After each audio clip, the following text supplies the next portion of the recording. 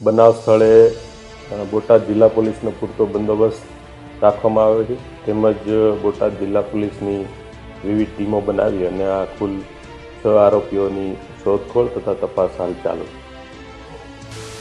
Motorcycle ચલાવવા બાબતે આ યુવકની હત્યા મોટા સમાચાર। જૂની અદાવતને ધ્યાનમાં રાખી અને હત્યા કરવામાં આવી છે મોટા સમાચાર સામે આવ્યા છે। પોલીસ ઓફિસર પોતાની ફરજ મુજબ પ્રેસ કોન્ફરન્સ મુજબ માહિતી આપી રહ્યા છે। કઈ આઈપીસી ધારા નોંધવામાં આવી છે તે અંગે પણ ઘણી બધી માહિતી મળી રહી છે। ભરવાડ સમાજમાં અત્યારે દુઃખની લાગણી છવાણી છે। બોટાદથી લગભગ 15 કિલોમીટર દૂર આ સમગ્ર ઘટના ઘટી છે તેવા સમાચાર। ઢાકણિયા ગામની આ ઘટના છે। ઘટના વિશે તમારે શું કહેવું છે કોમેન્ટ કરો, જેમ બને તેમ વિડીયો શેર કરો।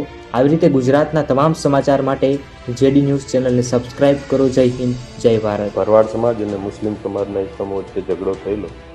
બનાવની હકીકત એવી છે, ફરિયાદી જે છે તેજાભાઈ તોગાભાઈ જોગરા, એનો ભત્રીજો મુન્ના વરજાંગ, એને આજથી 8 મહિના પહેલાં આજે આરોપી ઇકબાલ ઉર્ફે છકો એની દીકરાના મોટરસાયકલ ચલાવવા બાબતે ઝઘડો થયેલો। એની અદાવત રાખી અને કાલે ફરીવાર મારામારીનો બનાવ બન્યો અને એ બનાવ દરમિયાન મુન્ના વરજાંગ તથા એના સંબંધી છે નવઘણભાઈ ઝાલાભાઈ જોગરા, એ બંનેને ઈજા છે અને એમાં નવઘણભાઈનું સારવાર દરમિયાન મૃત્યુ થયું છે।